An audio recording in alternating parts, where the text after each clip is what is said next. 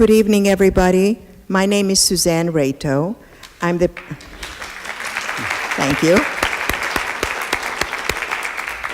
I'm the president of the Malibu Bel Air Republican Women's Federated, and on behalf of everybody, our club, I'd like to welcome you.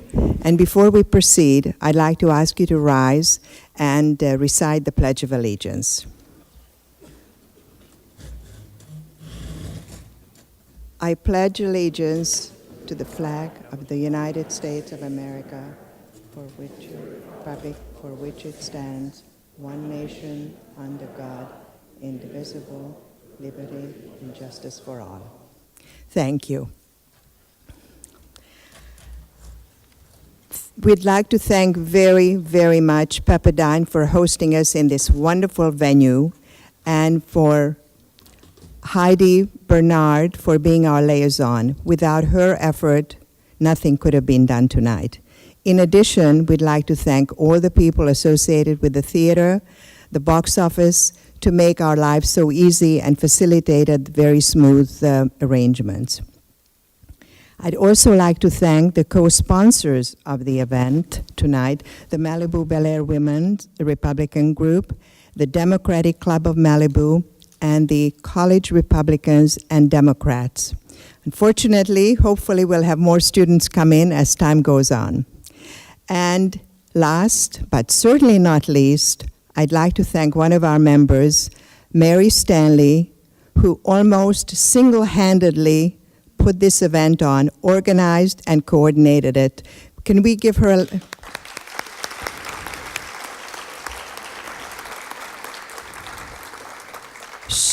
She did an amazing job and coordinated everybody and made sure that everybody came and arrived smoothly, and the whole evening will work beautifully. And now, without further ado, I'd like to introduce our Master of Ceremonies, Rabbi Kunin. And there he is. Rabbi Kunin was born and raised very close to here in Westwood. But he got his education not only in the United States, but faraway places like Australia, Israel, and Russia. And for a person like me and my husband, who came from Hungary, anybody who went to Russia to study has a whole different background and much different and perception of life in general. Rabbi Kunin came to Malibu in 1994, and he has been the spiritual mentor and the rabbi of the Chabad of Malibu.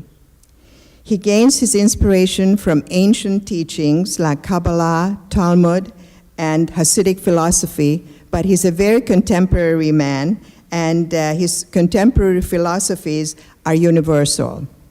And this is the reason why we asked him if he would be kind enough to be our Master of Ceremonies. Rabbi Kunin and his wife Sarah have 7 children, and they all live in Malibu. And with this, I'd like to introduce you and have a pleasant evening and enjoy a stimulating evening. Thank you.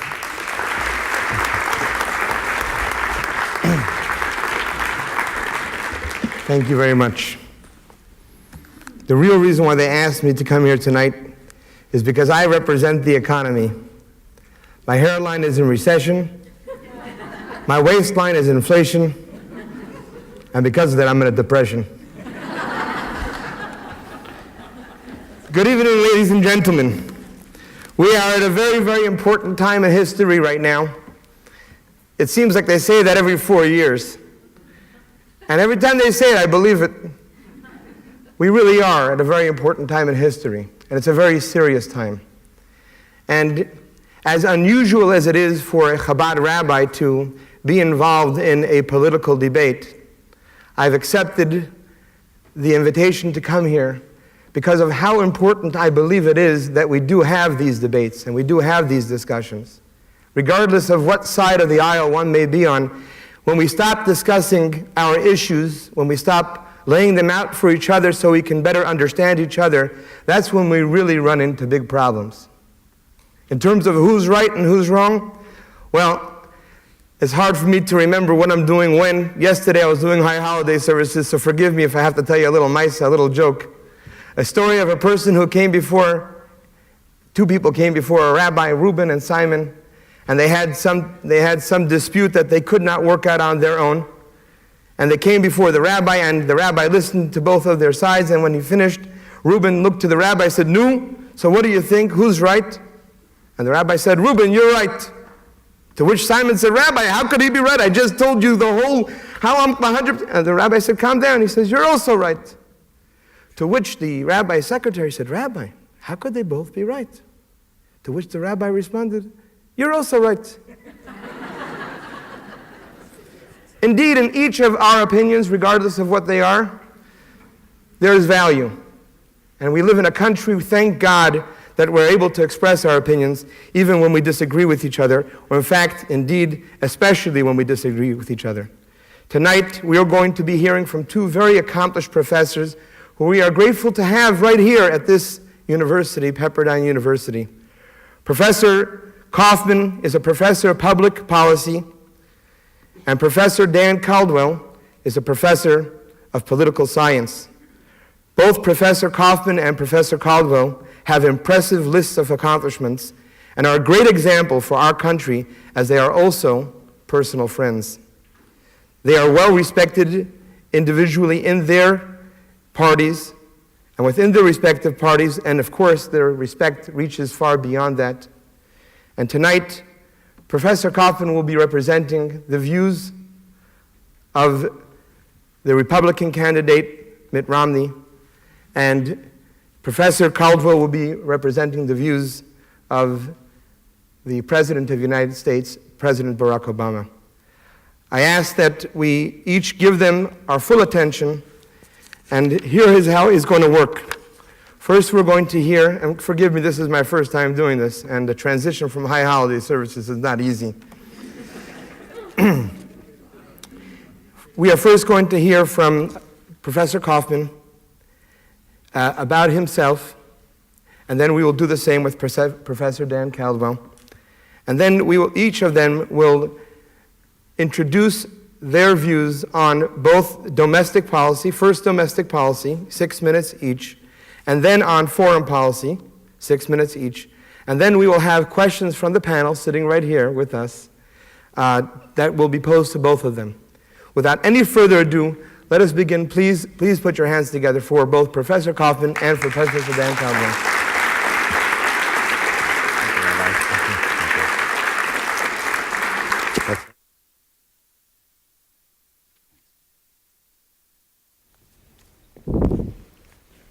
Greetings, thank you for coming. I'm Professor Robert Kaufman, Professor of Public Policy at Pepperdine, and my expertise is in international politics and national security. I am proud to represent the views of Governor Romney and Congressman Ryan, and I'm delighted to have such an articulate and good-looking opponent as Dan Caldwell. Thank you. I want to thank Mary Stanley, the Malibu Bel Air Women Federated Club, as well as the Malibu Democratic Club for co-sponsoring this event. And I want to just start out by confessing. We're at a religiously affiliated university, and so I want to start with a confession, and that is that I'm a political schizophrenic. As a professor, when I'm wearing my academic hat, I feel a real responsibility to try to be as even-handed as possible and to present the Republican as well as the Democratic position. And one of the things I did in preparing for this debate, as well as presenting some of the issues to my classes, is to come up with a summary of the candidates' positions on 11 domestic issues and 11 foreign policy issues. And I'll have those available for anyone who would like them up here at the front. So that's my confession, and then just the one other thing that I would add is that you're going to hear something tonight that is unfortunately increasingly rare in American politics. That is an informed, civil discussion between two people who really like and respect each other, but who have political views that are 180 degrees apart. And I think that sort of discussion is much needed in our country at the present time.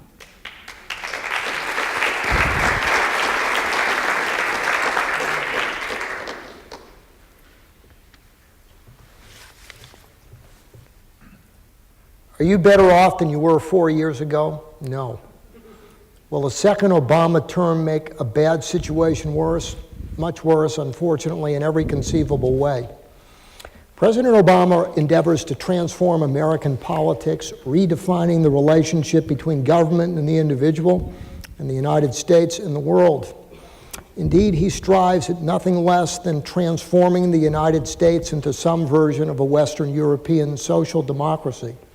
Since 2009, the Obama administration has vastly increased the size, scope, prerogative, and power of government, semi-nationalizing health care, nationalizing 2 auto companies, flaunting the rights of bondholders in favor of unions in the process, heavily regulating Wall Street, passing a massive stimulus package, stifling the exploration of America's vast energy resources by such measures as canceling the Keystone Pipeline. Granted, President Obama inherited an economy in difficulty, yet what he's done has made matters much worse. When President Bush left office, unemployment stood at 7.8%. Unemployment has exceeded 8% for 43 consecutive months throughout the Obama presidency. Taking into account people who have given up looking for work, the real unemployment rate is closer to 10%. Growth is anemic, below 2%, the weakest recovery in the history of a recession. Under President Obama's budget, the federal debt will expand to $18.8 trillion from $10 trillion in 10 years. That exceeds the rate of increase of Greece since 2008. The Federal Reserve is now giving hundreds of billions of dollars to banks, circumventing the appropriations process. Meanwhile, federal regulation is at record levels, with the number of Federal Register pages at an all-time high, stifling small business. Obamacare is the distilled essence of everything wrong about the president's governing philosophy, summed up as, you didn't build that, government did. This labyrinthian bill of 2,400 pages will thwart medical innovation, accelerate costs, and diminish the quality of health care for vast majority of Americans, not to mention menace the religious freedom of the Catholic hospitals and social services, coerced into providing coverage for abortion and contraception in contravention of church doctrine. Where we're heading if President Obama wins another term is even worse. His plan to raise taxes on the wealthy will chill innovation and growth. It will also yield precious little revenue because the so-called rich, the 1%, already pay 37% of the nation's taxes. If President Obama truly intends to close the budget deficit by tax increases, he is going to have to raise taxes substantially on virtually all American families making more than $100,000 a year, and likewise impose a value-added tax with the economic results of European social democracies he strives to imitate: stagnation, piling debt, fiscal insolvency. California and Greece are the ghosts of Christmas future for where the nation is heading if we do not reverse course and elect Mitt Romney and Paul Ryan. It boggles the mind why President Obama is zealously committed to making us in the image of a European social democracy at precisely the moment when even Europeans themselves recognize that this model is untenable. This is the equivalent of begging to board the Titanic after it's hit the iceberg. What is the remedy for all these perils? A recovery begins, to paraphrase Ronald Reagan, when President Obama loses his job rather than you losing yours. Mitt Romney and Paul Ryan offer the tried and true solutions for restoring America's confidence and prosperity. 1, they champion the lowest possible tax rate on a broad base. 2, they champion confining government to necessary functions. 3, they champion relying on private rather than the public sector to spur growth, creativity, and innovation.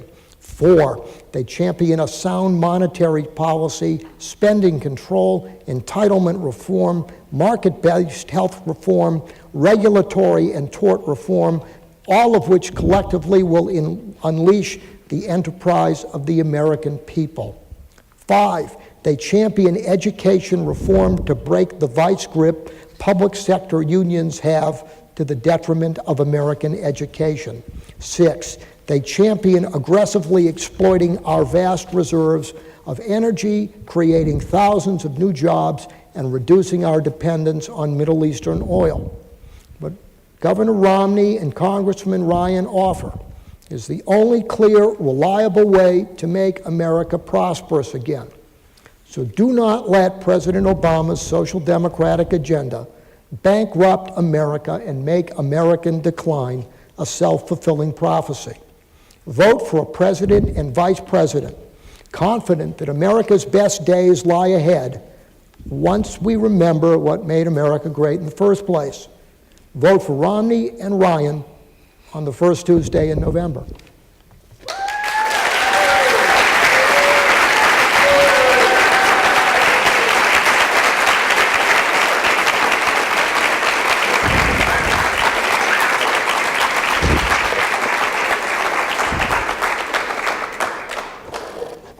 I'll be addressing my comments about a man whose father was born in a foreign country, who is a member of a previously persecuted minority group, who attended Harvard University, who achieved financial success, who is obviously a good father and husband, and who has also faced medical crises in his family. Yes, I'm talking about Mitt Romney, and yes, I'm talking about Barack Obama. It's striking to me as I prepared for this debate how many similarities the two presidential candidates have in common. And yet, the similarities stop there. And to be sure, this year offers a dramatic choice between two candidates and two visions for the future of the United States. And I'd like to start just by noting that no president in American history has entered office facing a deep economic crisis and two major wars at the same time. And I think in evaluating President Obama's time in office, it's important to keep that in mind. I'll focus briefly on 9 different elements of domestic policy, and then Bob and I have agreed that I'll turn then to foreign policy, and Bob will then address foreign policy. The strengths of President Obama's domestic policy are the following. First, he rescued the economy of the United States. When Barack Obama assumed office, he faced the worst economic crisis since the Great Depression. The month that he entered office, 800,000 jobs were lost, and in the ensuing period, an average of over 700,000 jobs were lost.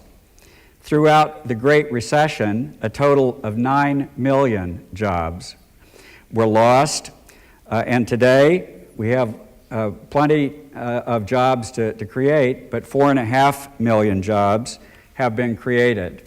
So 4.5 million remain unemployed. Secondly, the most significant reform of the healthcare system in the United States in 45 years occurred under President Obama. This healthcare reform, derisively referred to by some as Obamacare, has provided 32 million Americans who did not previously have health care. And for you students in the audience, you will, thanks to health care reform, be able to be covered under your parents' health insurance policies until you're 26 years old. And I know from teaching undergraduates here that that's a very big issue for a lot of recent college graduates. Third, and underanalyzed, in my view, on the part of most analysts, is Supreme Court appointments. 3 current Supreme Court justices will turn 80 years old during the next 4 years. This means that in all likelihood, the next president of the United States will appoint their replacements. And I think that has one of the longest term implications for this year's election. Fourth, President Obama reformed Wall Street. President Obama, and this is a clear contrast between the two candidates, President Obama, Democrats, believe that governmental regulation is important to prevent the abuses that contributed to the Great Recession. Governor Romney, Representative Ryan, on the other hand, favor less government regulation. And in the president's view, in the view of the Democratic Party, that would contribute to the increased possibility that we would have a repetition that we saw contributing to the Great Recession. Next, President Obama has supported women's rights. President Obama's first act as president was to sign the Lilly Ledbetter Fair Pay Act, calling for equal pay for women and men doing the same job. Quite frankly, I don't see how any American could oppose that. He has supported Roe versus Wade Supreme Court decision and has supported a woman's right to choose. Again, a clear contrast with the Republican candidates. In addition, President Obama has supported rights for gay people. He has supported the repeal of the don't ask, don't tell anti-gay policy of the military. And as a veteran who served for 3 years in the United States Navy, I personally am a strong supporter of that, since I served with some gay people who had to hide their sexual identity. In addition, President Obama has supported the rights of same-sex couples to marry. Eighth, the president has supported college students. He supports the funding of Pell Grants for college students. Mr. Ryan even called for the elimination of Pell Grants. He has also supported, President Obama has also supported a program to have college students pay back their loans as a percentage of income. That would encourage recent graduates to accept low-paying jobs if they aren't having to pay a fixed amount. And personally, I'm in favor of that, to have our recent college graduates accept jobs, teach for America, as firemen, policemen, first responders, lower-paying jobs that they could not otherwise accept. Lastly, President Obama has supported both protecting the United States borders as well as supporting immigration reform. He favors protecting the border and, in fact, has a record high of 400,000 deportations under his administration the last 4 years. In addition, 600 miles of fencing have been built under the Obama administration between the border of the United States and Mexico. In terms of reform, the president has introduced the DREAM Act, granting a path to citizenship for the children of undocumented workers who attended college or served in the United States military. So for these 9 reasons, I think the president is very deserving of re-election. But beyond that, I would focus on some foreign policy reasons. And so I'll shift now our focus from domestic policy to foreign policy.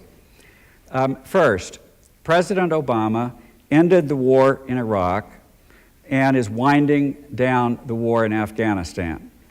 And I think that's a great signal accomplishment of both the president as well as, to be fair, also George W. Bush. But the president is the one who has wound down the war, in fact, ended the war in Iraq and is winding it down in Afghanistan. In addition to that, President Obama has waged an effective anti-terrorist campaign. President Obama brought Osama bin Laden to justice. And if you don't believe me in terms of the role that he played, then listen to this direct quotation from Admiral William McRaven, the commander of the Joint Special Forces Command. This is what Admiral McRaven said, quote, "At the end of the day, make no mistake about it, it was the President of the United States that shouldered the burden for this operation, that made the hard decisions, that was instrumental in the planning process, because I pitched every plan to him," unquote.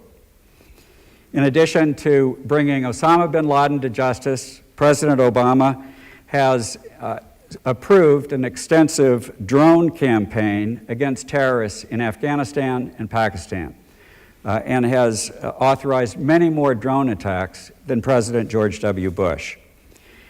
In addition to that, the president signed, concluded, and obtained the ratification of a major U.S.-Russian arms control treaty, the New START Treaty. It reduced the number of nuclear weapons that the United States and Russia could hold from 2,200 to 1,550. And both Republicans as well as Democrats. Think of George Shultz, Republican Secretary of State, Henry Kissinger, Republican Secretary of State, William Perry, Democratic Secretary of Defense, and Sam Nunn, Democratic Senator. All of them favor the abolition of nuclear weapons, and President Obama has taken the step in that direction.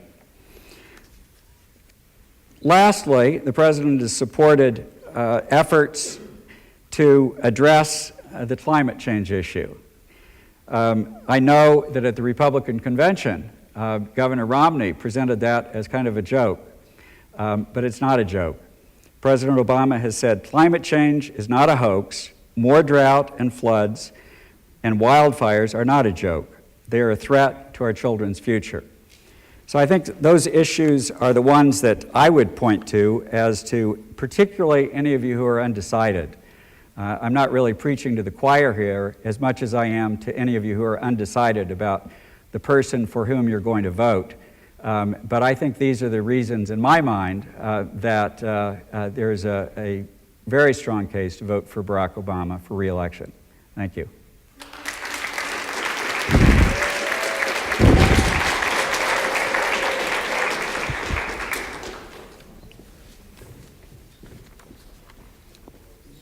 Meaning well is not doing good.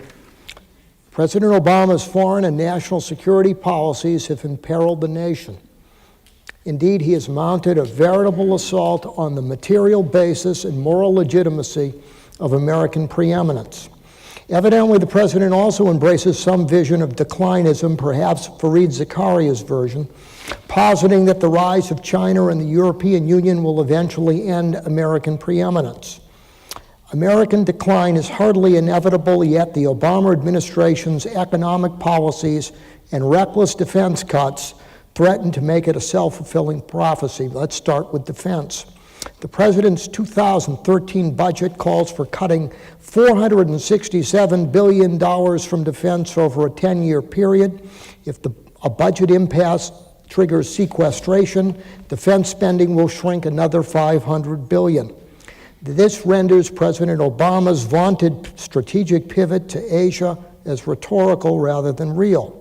Currently, the United States Navy insists it needs a fleet of 315 surface combat ships as the minimum to discharge America's global responsibilities. Now we have 285. Under the Obama budget, this number will drop to 230 at the very time an assertive and increasingly belligerent China is building a blue water navy to challenge the United States. Likewise, the Obama administration has dangerously cut or delayed vital weapons programs such as strategic defense. If President Obama has his way, defense spending will plunge to less than 3% of the GDP in a decade, a figure lower than what we were spending on the eve of Pearl Harbor, woefully unprepared for what was to come. Like the tenured radicals on American elite campus from which he comes, President Obama considers the arrogance of American power more dangerous than the threats posed by our enemies. This liberal guilt has pervaded President Obama's landmark foreign policy speeches and actions. Speaking at Cairo in June 2009, and later that year at the United Nations, the president apologized profusely to tyrants for a catalog of America's alleged sins. At his first G20 summit, President Obama dismissed the notion of American exceptionalism. No other president other than his hero, Jimmy Carter, would have thought or said anything like that.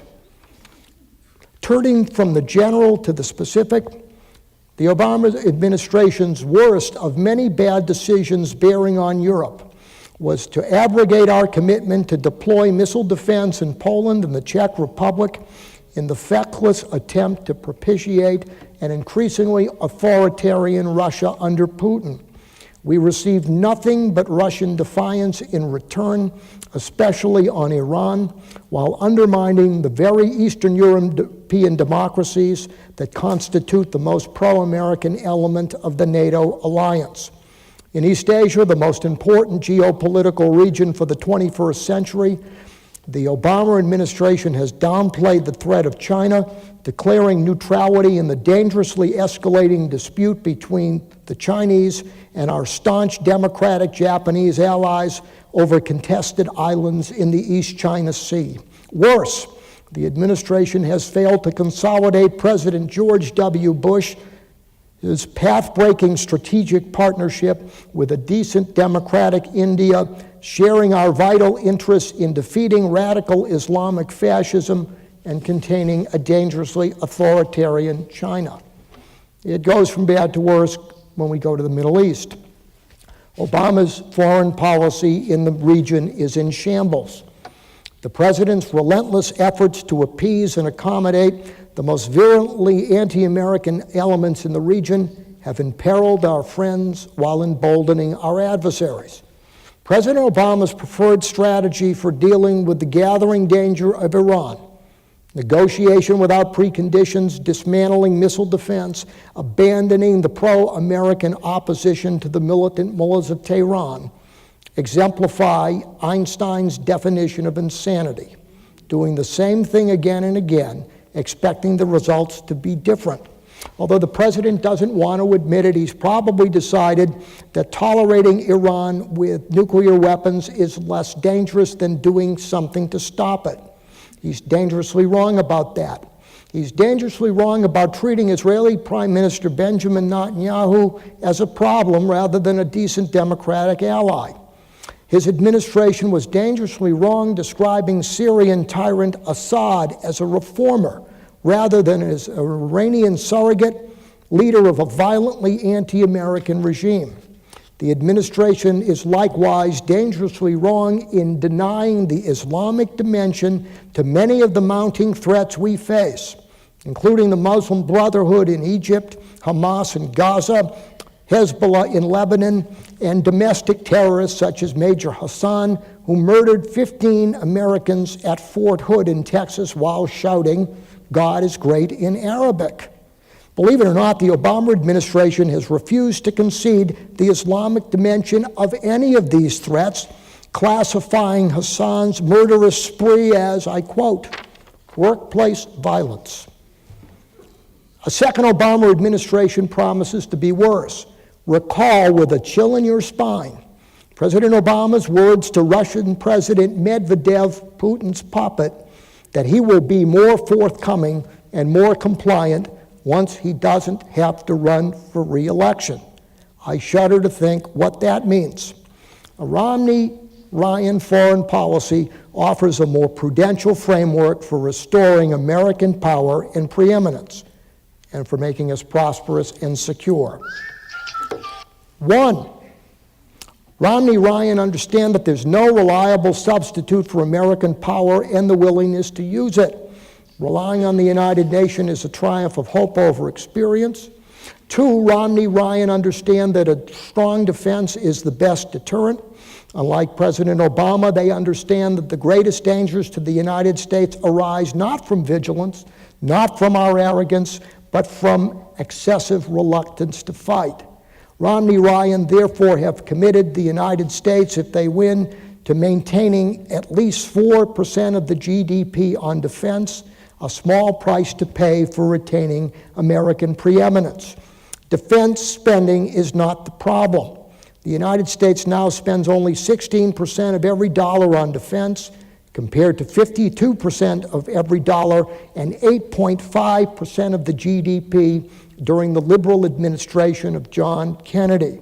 Three, Romney-Ryan will draw clear and credible distinctions between America's liberal democratic friends and our despotic foes.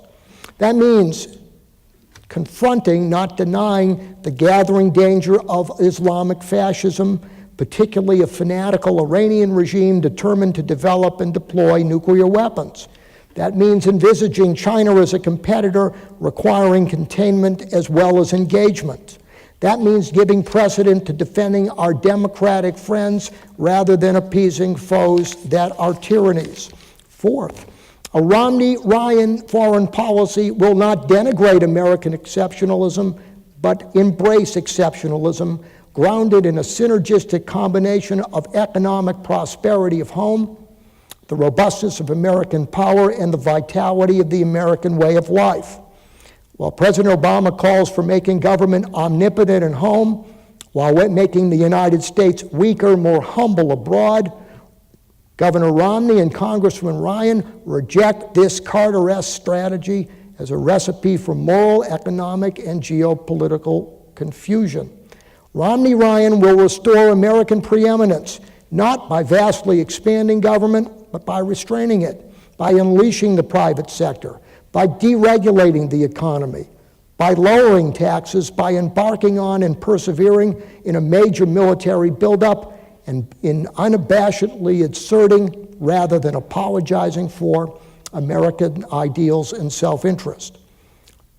That is why our freedom, and much of the world's freedom, depends on American voters having the wisdom to vote for Governor Romney and Paul Ryan on the first Tuesday in November.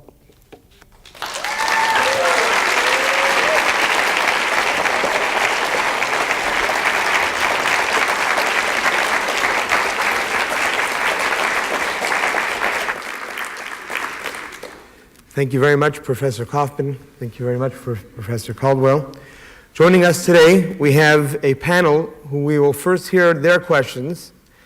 At our very right is Suzanne Guldiman from the Surfside News. Knowles Addison from the Malibu Times. Jessica Davis from Malibu Patch. And Heather Maines from Pepperdine Graphic.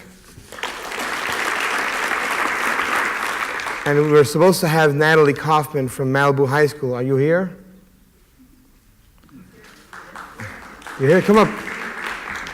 There we go.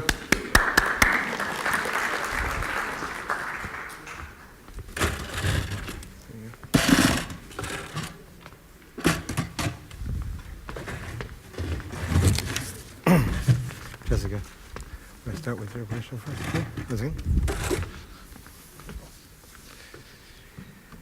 I'm going to ask, we were taking a look at the questions, one of the questions that I actually put on a similar question, and then Mary told me that question was already placed by Jessica from the Malibu Patch, so I'll ask Jessica to begin with the question.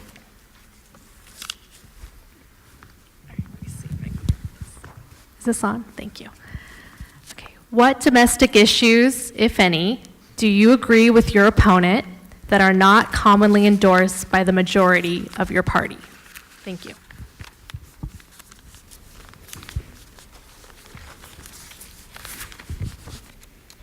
Just on domestic issues? Correct. Okay. Bob, you want to start or you want me to? I'm finished.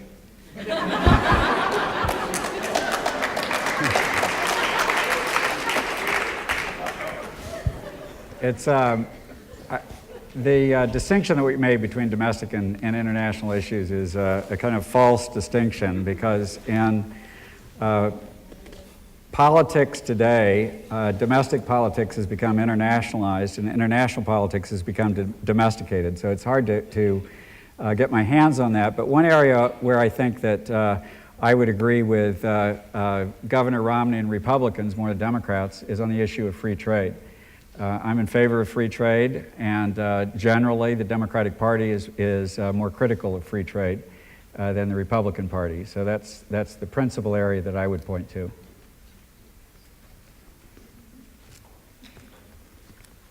Suzanne? Environmental protection policies have come Here, Suzanne, let's get you a microphone. I'm sorry, here we go.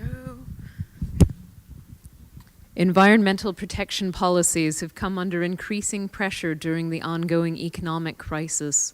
On a local level, the Santa Monica Mountains National Recreation Area, the nation's largest urban park, which serves as a primary recreation resource for the greater Los Angeles area, is seriously underfunded. Like other national parks, it has had critical funding repeatedly diverted to other areas of government. Are the goals of clean air and water and adequately funded federal protection for public lands and resources still realistic in the 21st century? Bob, should we go back and forth in terms of responding? Okay, I'll take this one, then you'll get the next one. I think that's one of the big issues that we face, and I think on the issue of protecting the environment, that the Democratic Party, President Obama's policies have addressed that much more directly than Governor Romney and the Republican Party. For example, President Obama has called for increasing mile per gallon regulations for cars, which will obviously reduce pollution and also reduce American dependency on foreign oil imports. And I think that's very important.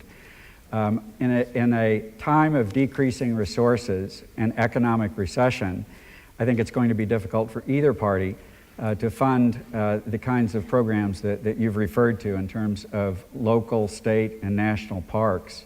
But in terms of the environment, I think that President Obama has made substantial inroads in that issue, and the Romney platform specifically cites the EPA, the Environmental Protection Agency, as an agency to cut back on.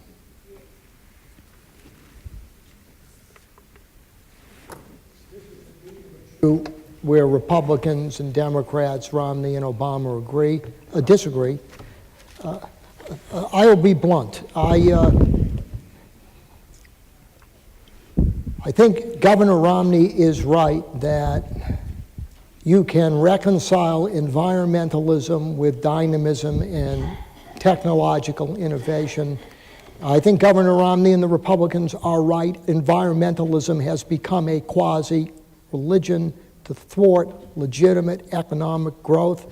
This is nowhere more apparent in the realm of energy, where we are sitting on vast reservoirs of resources that technologically we will be capable of exploiting in a way that respects the environment. Instead of subsidizing boondoggles like Solyndra, lemons like the Chevrolet Volt, the administration of Governor Romney will unleash the creativity of American private enterprise to exploit our energy in a way that reduces our dependence on Middle Eastern oil. As a priority, I think we are right to focus on that as the number one priority: energy independence. Free enterprise, the reconciliation of technology and environmental protection, and market economics are the best and balanced approach that treat people more important than birds, animals, fauna, and exotic species. So I'm all for the Republican emphasis on growth, people, and reconciling technology and the exploitation of our vast energy resources.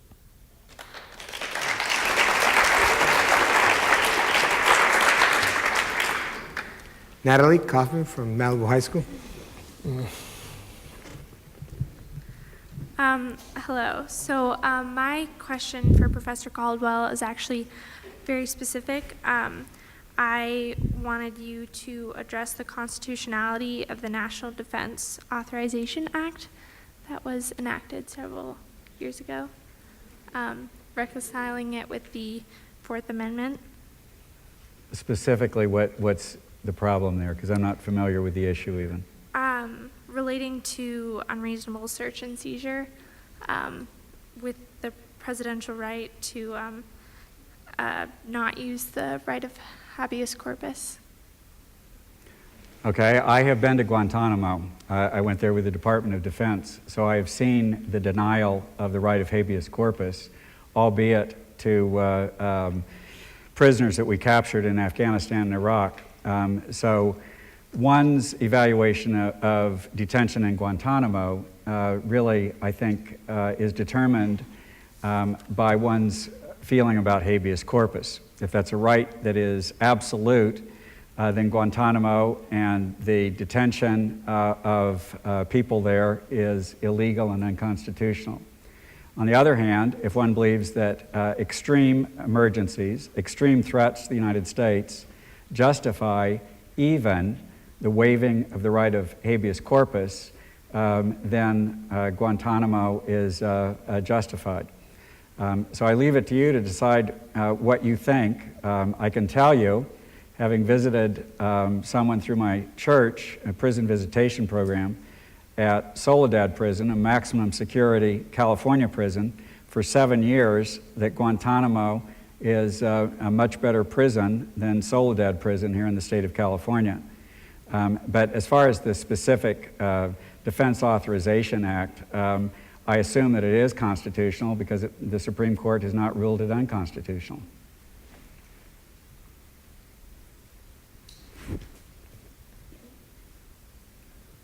Ron?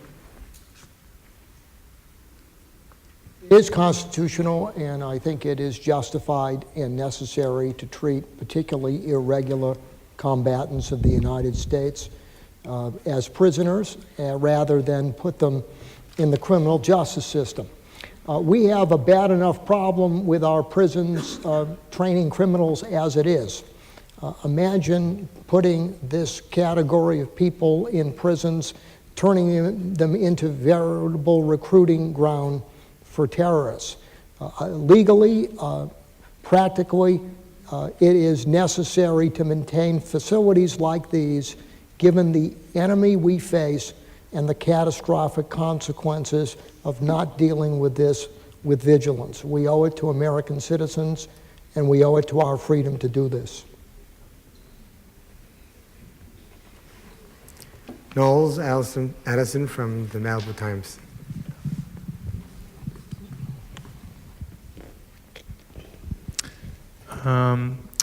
Okay, 2012 has been the hottest summer ever recorded, if I'm not mistaken.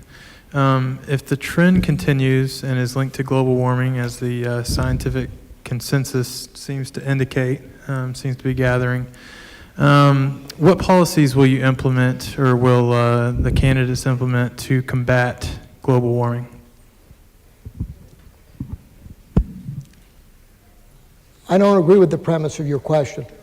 You said that there's a scientific consensus gathering. Actually, there has been quite a bit of controversy about the science behind global warming.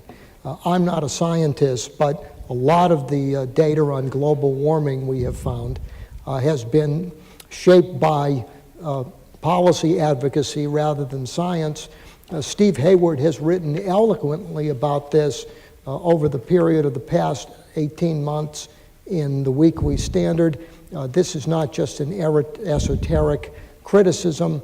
There are growing elements in the scientific community challenging this. Every place I've been, particularly on college campuses there is a consensus on global warming. The data proves this as scientific. It may be, but to quote Gershwin on this case, it ain't necessarily so.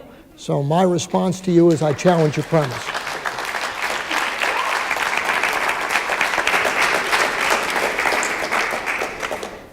I'll differ with my friend and try to clarify. I think there is little doubt that climate change is occurring. When we look at the increased number of disasters, from Hurricane Katrina to warm weather to hurricanes, drought in the middle part of the country, I think 99+% of scientists would say that the climate is changing. The debate comes about the degree to which that climate change is due to human-induced factors, and specifically the burning of fossil fuels. And I think the Obama administration in particular is addressing that. I've already mentioned the increased CAFE standards, increasing the required mile per gallon that cars can achieve to 39 miles per gallon for cars and 27 miles per gallon for light trucks like SUVs. In addition, the Obama administration wants to double renewable energy generation, meaning wind, solar, and geothermal energy by 2020. So specifically, the Obama administration is concerned about that, and I think that Governor Romney and Professor Kaufman are not as concerned about that, given the answer to that question about the degree to which climate change is human-induced. Heather Baines, the Pepperdine Graphics. Should higher education for those who earn it be a basic right for American citizens?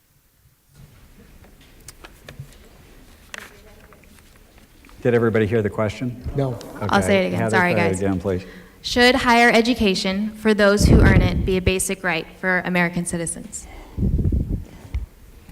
I'm not sure that it should be a basic right. Certainly, it is one of the factors that has contributed to American greatness and to make our country great. And so I think that every American citizen should have opportunity to pursue his or her education. And it's one of the reasons that I, as a college professor and as a citizen, support the Obama administration's support, in fact, increasing of Pell Grants for college students, and also are proposing this program to have college students pay back their college loans as a percent of their income over a 20-year period. And I think that would contribute to an increased number of fellow citizens being able to pursue their education.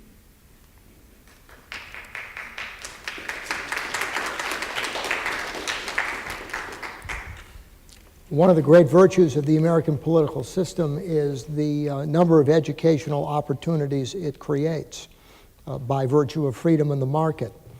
It is, however, confusion about what a right versus a preference really is to call education a right. This goes back to the debate that Isaac Day of Berlin writes about between positive and negative rights. Our Constitution gives us rights to and from things. It does not guarantee an outcome.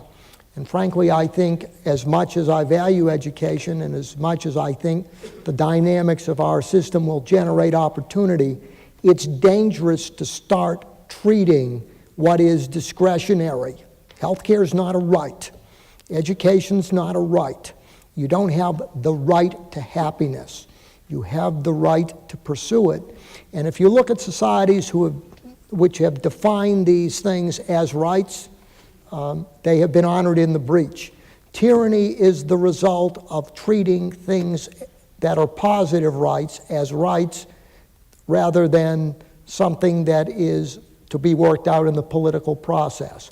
Rights are freedom from government to tell you what to do, freedom from the government to tell you how to worship, freedom from the government taking your property without compensation.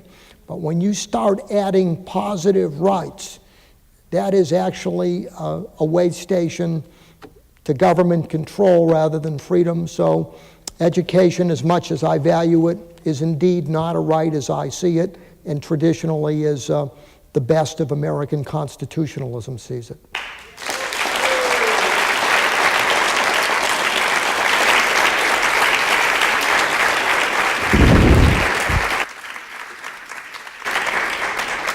We're now going to have our panel focus on foreign policy, and once again, we're going to ask Suzanne to please begin.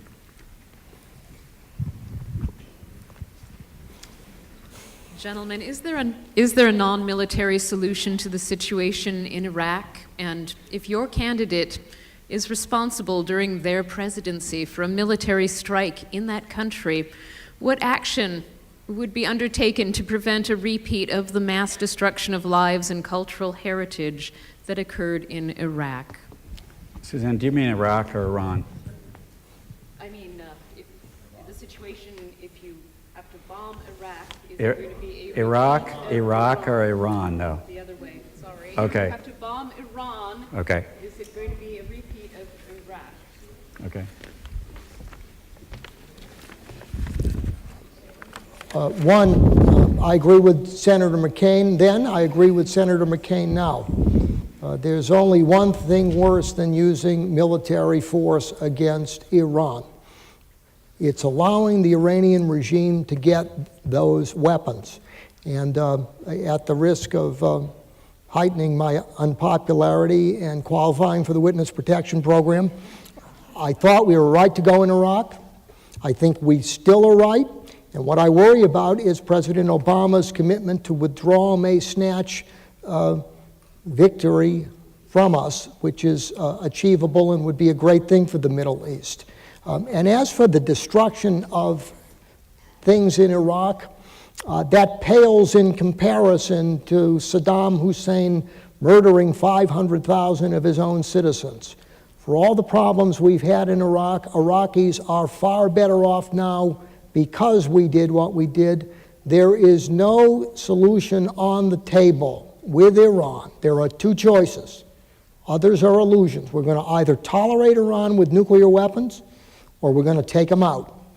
I think the Romney administration will make the right decision and choose the use of force as the lesser evil, because the consequence of Iran getting nuclear weapons will be a nuclear arms race in the Middle East and a fanatical Iranian regime that will not abide by the conventional rules of prudence and deterrence. So, in answer to your question, is there a non-military solution to Iran? No.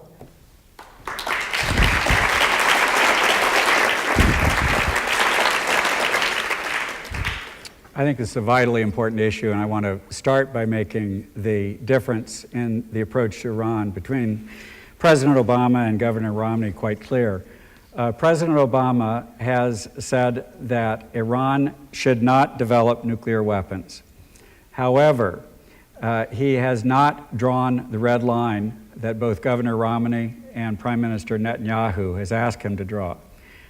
Therefore, he is maintaining American options regarding Iran. On the other hand, Governor Romney has said that it is unacceptable for Iran to develop the capability, underline that, it is unacceptable for Iran to develop the capability of nuclear weapons. The answer to that question, the decision about when to attack Iran, given the Romney-Netanyahu view, will be dependent on intelligence.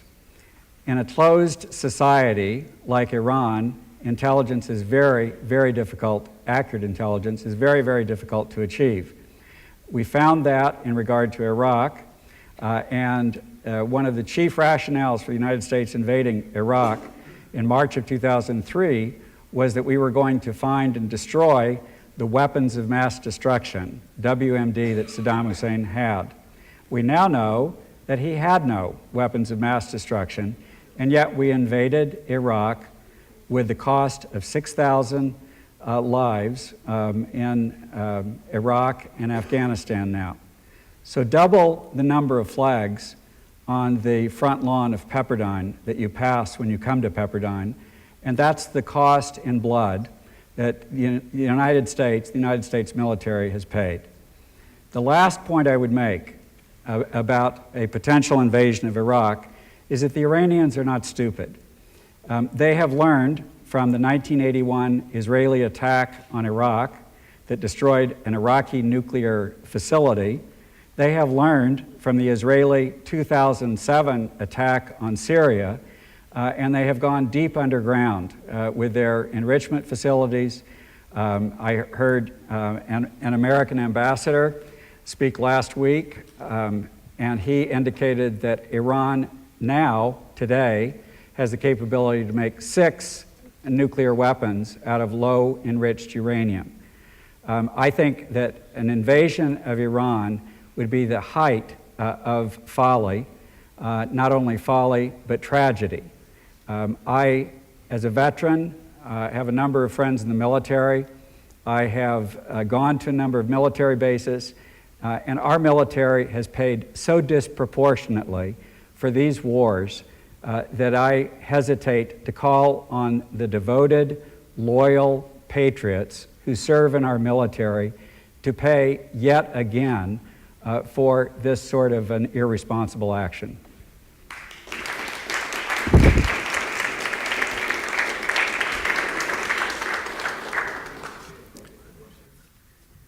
Malibu High School's not dealing with foreign issues? All right, and Knowles Addison, please. Okay. How should the U.S. handle Muslim leaders such as Egypt's Mohammed Morsi when crises such as the recent anti-Islam film inflame anti-American sentiment and put pressure on leaders such as Morsi to appeal to anti-American segments of their population? Yeah, it's pretty easy in regard to Egypt because the United States provides Egypt with almost $2 billion in aid every year. So the Egyptians need to pay attention to the United States. And as a consequence, I think we've seen that in the last week with Morsi and the Muslim Brotherhood backing off from encouraging any sorts of further demonstrations as a result of the very irresponsible and, if it wasn't tragic, comical videotape that you can view on YouTube. As a Christian, I found it enormously offensive for another great religion. It portrays Muhammad as a womanizer, homosexual, and pedophile. And imagine, I'm not justifying any violence here, but imagine if Jesus Christ was portrayed in the same way, how any Christians would feel about that.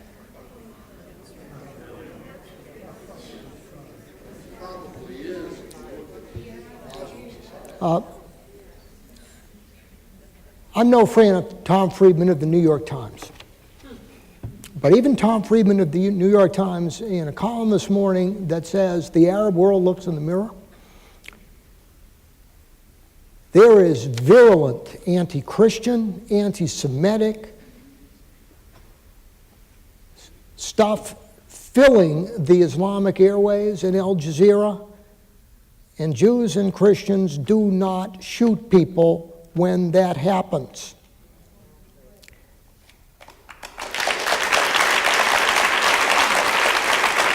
Radical Islam, there is a double standard. There is a double standard. Theo Van Gogh, Salman Rushdie.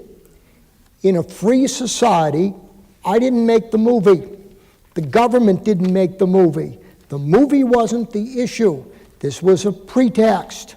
And I agree with Charles Krafthammer, the intrepid public intellectual, that our response to the criticism of that movie, I haven't watched it, I don't endorse it, but I won't dignify it with a response. Go to hell, he said. The United States does not have anything to apologize for, and sooner or later we have to hold other societies to the same standards we maintain here. So my answer is, if you don't like what we do, too bad. One more thing. In 1994, there was in Brooklyn an exhibit, Christ in Urine. And liberals howled when Jesse Helms said, gee, maybe we shouldn't fund this publicly. Conservative Christians take all sorts of abuse for their intolerance. They don't do this. Jews that don't like things don't do this. Most Muslims don't do this. We can't legitimate this by apologizing for a movie. There's something much deeper going on here, and we have to confront it, not deny it.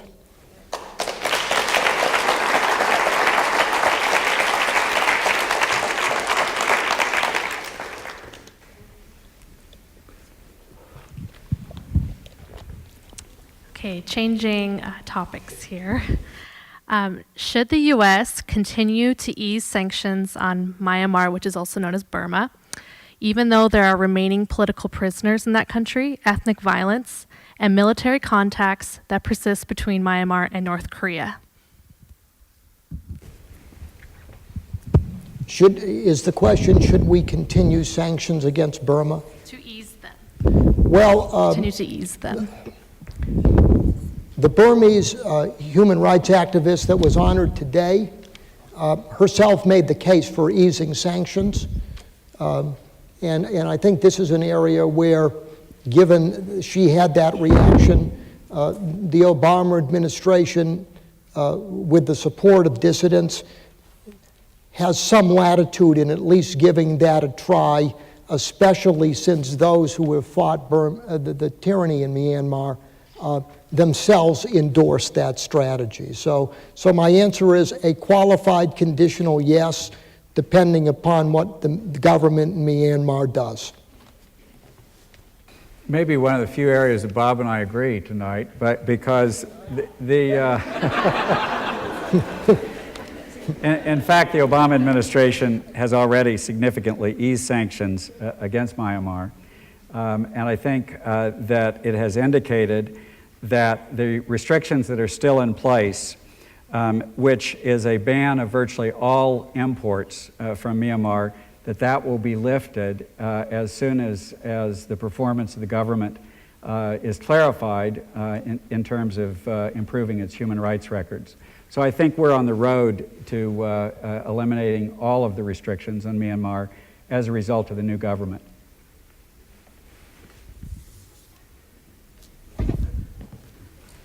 Heather?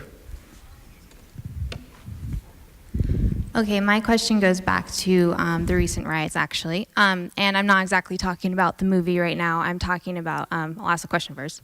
To what degree is America at fault for the recent riots in the Middle East and the attack on the U.S. Embassy in Benghazi? And I'm not talking necessarily about the movie, but the collective American mentality, attitude, foreign policy, and presence in the area over the last few years.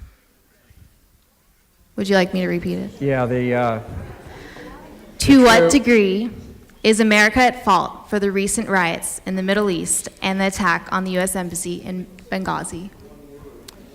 The true tragedy of the attacks is that the American ambassador to Libya, Chris Stevens, was one of the foremost supporters and advocates for the free Libyan government.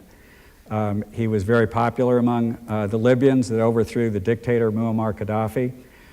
In fact, some of the videos that have come out of Libya since that tragedy have shown that a number of Libyans were stepping up trying to help Ambassador Stevens.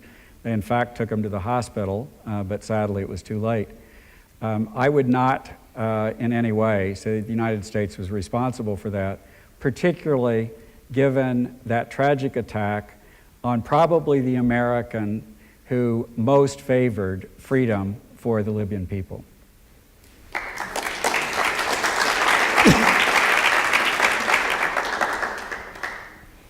No, we are not at fault, and the only fault that we could be blamed for is not recognizing that these attacks were coordinated without any excuse, and they attacked us not for what we did, but for who we are, because there is an element in the Middle East that regards American freedom as their enemy. We have to confront it, we can't deny it, and we can no longer apologize for it by doing therapy, inventing virtues in enemies that don't exist, and undermining American friends. It doesn't serve our interests to blame America first, Israel first, or George W. Bush first. Enough of that.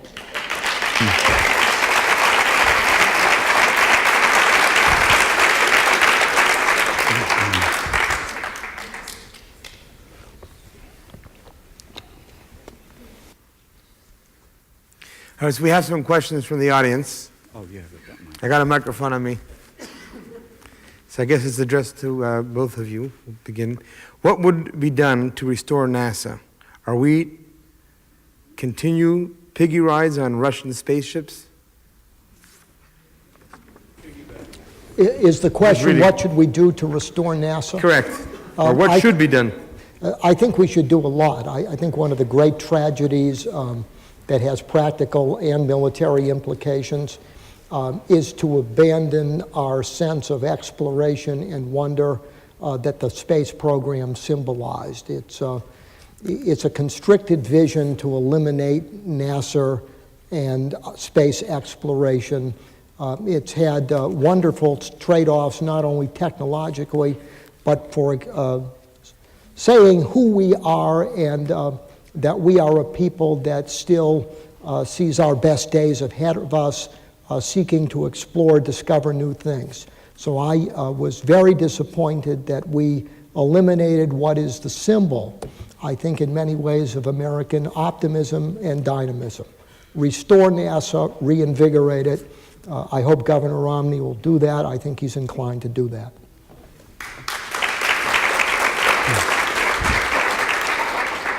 I'll take the second part of the question first and then go back to the first part. Even despite the fact that I've taught at Pepperdine for more than 3 decades, I'm not usually starstruck, despite the fact that we see Dustin Hoffman, Madonna, various other stars on campus. But I had the great privilege several years ago of sitting next to Sally Ride at a dinner here in Los Angeles. And so I was talking to her, and she had retired as an astronaut at that point, but I said, Dr. Ride, what would you do if you went into NASA again and they assigned you to go to the space station on a Russian spacecraft? And she looked at me and said, I would resign. So we don't have much of an option if we're going to go to the International Space Station until the privatized efforts that both Republican and Democratic administrations have supported. That's been a bipartisan decision. It's not a partisan decision on the part of one party or the other.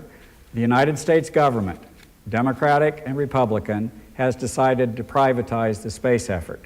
So SpaceX is the most prominent of those private companies that is now carrying the torch of the United States into space.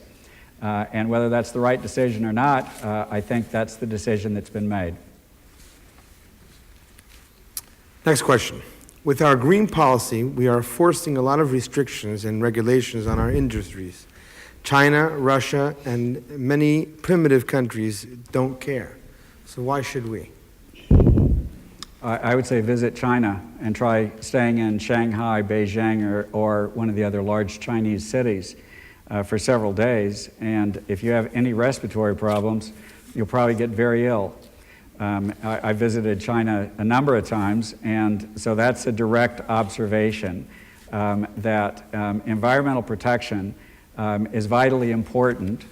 And if we furthermore consider about the increasing prosperity of some of these countries, specifically China and India, then environmental protection is going to become increasingly important.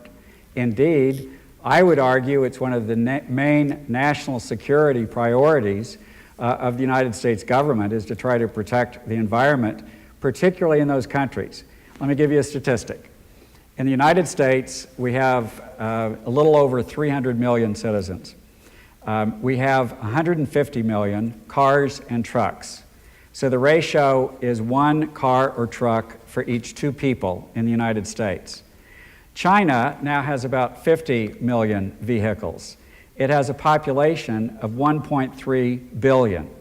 So if it is to approach the ratio that the United States has and get 650 million cars or trucks, I would argue that our environment will be radically different and radically degraded from what it now is. So I think that's a very important issue.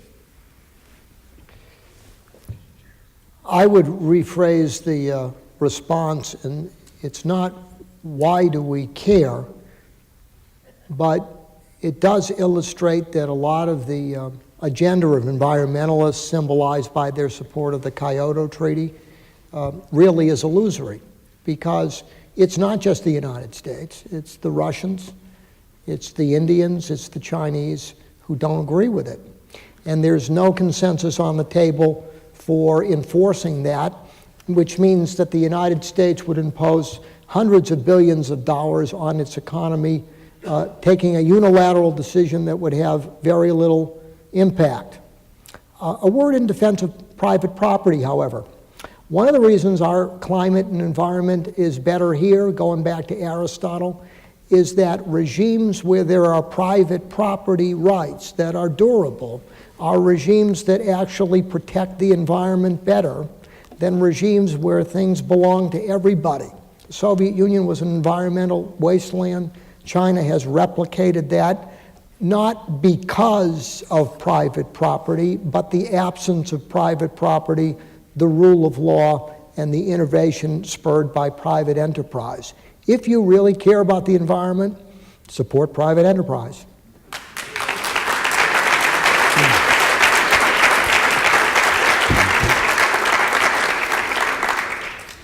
All right, we have two more questions.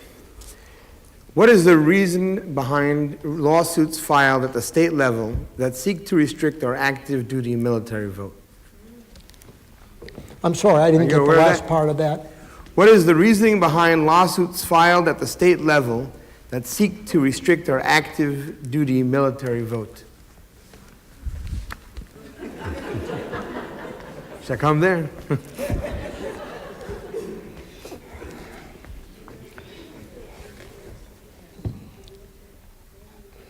There's a conclusion embedded in the question,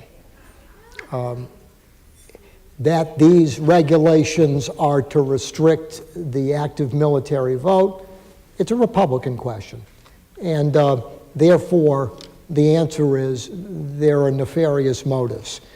I don't really know what the motives are. I'm not in the hearts and minds of the people who implemented this.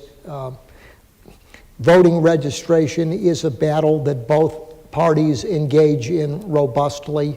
So what I will say is that I don't think anything is going on here uniquely that isn't part and parcel of some of the activities on my side as well as the other side. And it may be in this particular case that the restrictions are not as described, embedding a conclusion in the question that this is to restrict the vote. Yeah, I'm not familiar with the cases, so I can't comment intelligently on it. So I'm sorry, whoever posed the question. All right. The next one, I hope I can read it properly. It's addressed to Dr. Kaufman. It says, you said our government is cutting our nuclear weapons along with Russia. What about the stockpile in Israel? And how much do we spend to support Israel? Not enough.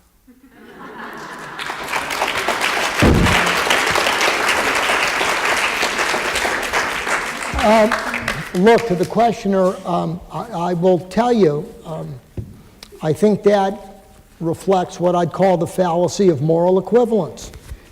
I don't fear Great Britain with nuclear weapons because it's a stable liberal democracy. I don't fear Israel because it's decent, open, and democratic in a very nasty neighborhood where Israel's survival depends on it. So I see no moral equivalence.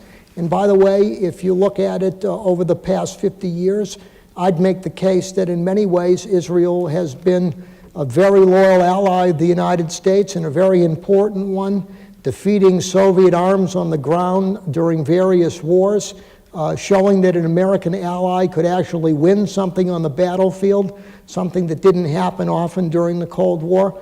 I think Israel is a moral, strategic asset, and I don't apologize in the least for the level of support the United States has rendered to Israel. Indeed, it distresses me that this administration treats Israel as a nuisance and a problem rather than a decent democratic ally surrounded by regimes trying to eradicate it. One Holocaust is too many.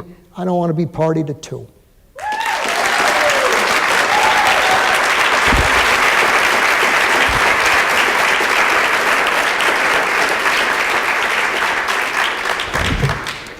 In direct response to the question, the United States provides a little over $3 billion a year in military aid for Israel, about $400 million in foreign aid for Palestinians. We have some idea of Governor Romney's sort of orientation to Israel and peace in the Middle East in the infamous Boca Raton presentation that he made in May of this year that was leaked. This is what Governor Romney said, quote, "For some time, the Palestinians have no interest whatsoever in establishing peace, and that the pathway to peace is almost unthinkable to accomplish," unquote. I find that to be a non-starter for a President of the United States who is supposed to lead on the issue of world peace, trying to establish peace in countries. To say that it's not even possible, even prior to entering the Oval Office, I think is truly unfortunate. Governor Romney has also said that he opposes any measure, including a moratorium on Jewish settlements, that would frustrate direct negotiations between Israel and the Palestinians.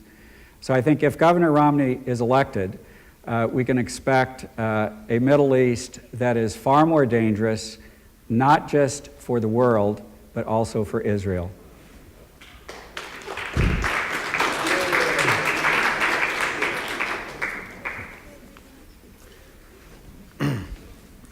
Well, I want to take the opportunity to thank both of you, Professor Dan Caldwell and Professor Bob Kaufman, for sharing with us your views here this evening. We live in an amazing country, and I consider myself to be one of the miracles of this country.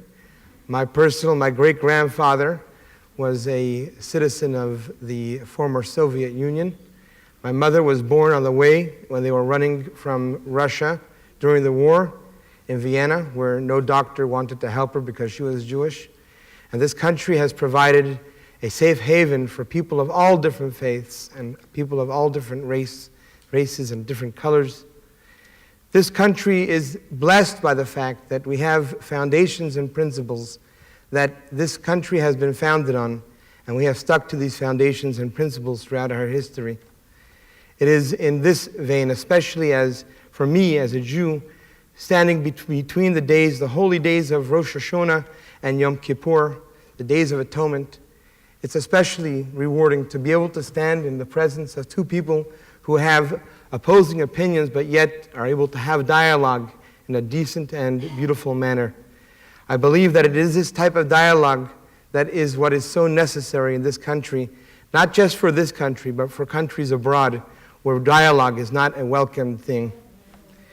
And to conclude,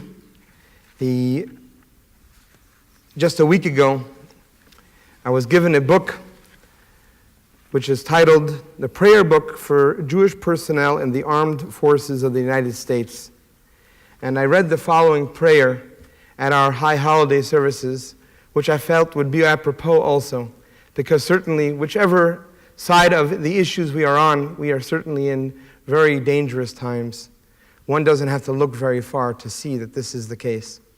So I take from this book, and I thank each and every one of you for coming here this evening. Thank you, Mary, for arranging this all.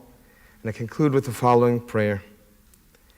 God of our fathers, who giveth salvation unto nations and strength unto governments, bless thou and safeguard our country, the United States of America, and the people who dwell therein. May brotherly love ever be found among all the citizens of our land. Do thou implant in the hearts of the people a steadfast purpose to work as one for the safeguarding of freedom, justice, and peace.